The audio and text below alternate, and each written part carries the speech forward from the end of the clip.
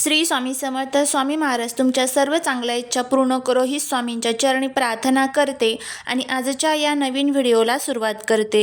लवकरच इंग्रजी वर्षातील पहिला मोठा सण म्हणजे मकर संक्रांत येत आहे.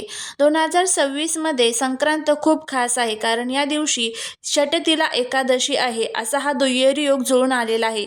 आजच्या या व्हिडिओमध्ये आपण संक्रांतीबद्दल संपूर्ण माहिती जाणून घेणार आहोत. त्याचबरोबर या दिवशी काय करावे, काय करू नये, उपवासाचे नियम, या दिवशी उपवास धरावा का, काय खावे, काय खाऊ नये आणि कोणती एक चूक आपल्याला अजिबात करायची नाहीये, याबद्दलची सर्व माहिती या आजच्या व्हिडिओमध्ये आपण जाणून घेणार आहोत.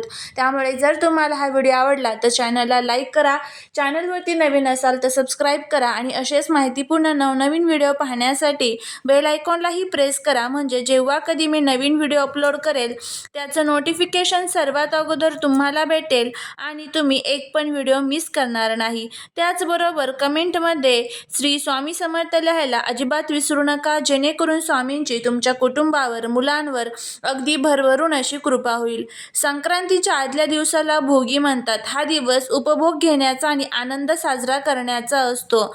या दिवशी सकाळी अभंग स्नान करावे. भोगीची भाजी तयार करत असताना गाजर, वांगी, घेवडा, वाटाणा अशा सर्व शेंगा भाज्यांचा आणि फळभाज्यांचा वापर करून तीळ घालून ही भोगीची भाजी आणि बाजरीची भाकरी यांचा नैवेद्य दाखवून आस्वाद घ्यावा. भोगीच्या दिवशी घराची स्वच्छता करून अंगणात रांगोळी काढावी. दुसऱ्या दिवशी संक्रांत असते, जी 14 जानेवारी वार बुधवार या दिवशी असणार आहे. या दिवशी सूर्य धनु राशीतून मकर राशीत प्रवेश करतो. याच दिवसापासून उत्तरायणाला सुरुवात होत असते.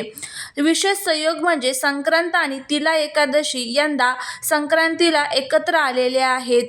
यंदा 14 जानेवारीला मकर संक्रांती सोबतच षटतिला एकादशी सुद्धा आहे. याचा परिणाम आणि उपासना, या दिवशी भगवान विष्णू आणि सूर्यनारायण या दोघांचीही कृपा प्राप्त करण्याची संधी ही आहे. ओम गृणी सूर्याय नमः या मंत्राचा जप करून भगवान सूर्यदेवांना या दिवशी अर्घ्य हा आवर्जून अर्पण करावा. भगवान विष्णूंची सेवा देखील या दिवशी करावी. तुळशीपत्र आवर्जून भगवान विष्णूंना अर्पण करावे. एकादशी असल्याने अनेक जण उपवास धरतात. जर तुम्ही एकादशी पाळत असाल तर एकादशीचा उपवास करावा का? संक्रांतीच्या दानाचे महत्त्व मोठे असल्याने उपवास असला तरी दानधर्म करावा का? तर असे अनेक प्रश्न हा आपल्या मनामध्ये तयार होतात. तर या दिवशी काय करावे? नदीमध्ये किंवा घरी पाण्यात तेल टाकून स्नान करावे, सुगड पूजन करावे आणि सवासिनींना वाण द्यावे. अन्नदान, वस्त्रदान किंवा तिळाचे दान करावे. यंदा संक्रांतीचे वाण वाहक असून तिने पिवळे वस्त्र परिधान केले आहे, त्यामुळे शक्यतो पिवळ्या रंगाचे कपडे घालणे टाळावे. कोणाशीही वाद घालू नये किंवा कठोर बोलू नये. झाडे किंवा गवत कापू नये. संक्रांतीच्या दुसऱ्या दिवसाला क्रिकांत म्हणतात. देवीने या दिवशी किंकासुर राक्षसाचा वध केला होता, म्हणून याला खरेदी असेही म्हणतात. हा दिवस शुभ कार्यांसाठी वर्ज्य मानला जातो, परंतु हा दिवस कुलदेवतेच्या उपासनेसाठी मानला जातो. या दिवशी एकमेकांना तिळगुळ देऊन स्नेह वाढवावा. या तीनही दिवसात तिळाला अनन्यसाधारण महत्त्व आहे. तीळ मिश्रित पाणी पिणे, तिळाचं उटणं लावणे, तिळाचे दान करणे आणि तिळाचे पदार्थ खाणे हे आरोग्यासाठी आणि आध्यात्मिकदृष्ट्या शुभ मानले जाते. संक्रांतीला आकाशाकडे बघून पतंग उडवल्याने डोळ्यांचे विकार दूर होतात आणि सूर्याची कोवळी किरणे शरीराला मिळतात. आता आपण बघूया की नेमकं संक्रांती आणि एकादशी एकत्र आलेली आहे. नेमकं या दिवशी आपल्याला काय करायचं आहे? या दिवशी आहाराबाबत खूप सावधगिरी बाळगावी लागते, कारण एकादशीला अन्नवर्ज्य असते तर संक्रांतीला तीळ आणि भाज्यांचे विशेष महत्त्व असते. तर एकादशीचे नावच षटतिला आहे, त्यामुळे या दिवशी 6 प्रकारच्या तिळांचा वापर करावा.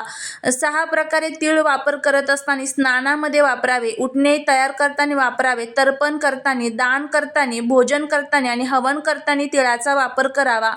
फळे आणि कंदमुळे, जर तुम्ही एकादशीचा उपवास करत असाल तर रताळी, बटाटे, फळे आणि दूध घेऊ शकता.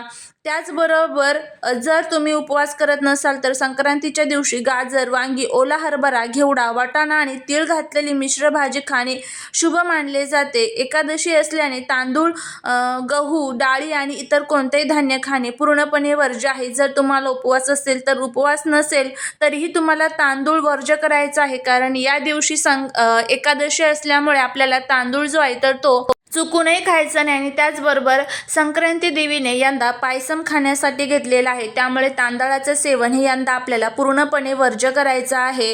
कांदा, लसूण, मांस, मद्य आणि तिखट मसालेदार पदार्थ हे या दिवशी खाणे टाळावे. यंदा संक्रांत देवी पायस खीर भक्षण करत आहे, त्यामुळे संक्रांतीच्या दिवशी दूध किंवा दुधाचे पदार्थ, तांदूळ खाणे टाळावे असं शास्त्रामध्ये आपल्याला सांगण्यात आलेलं आहे. एकादशीला विष्णू पूजा केली जाते, पण या दिवशी तुळशीची पाने तोडू नयेत. आदल्या दिवशीच पाने तोडून ठेवावीत.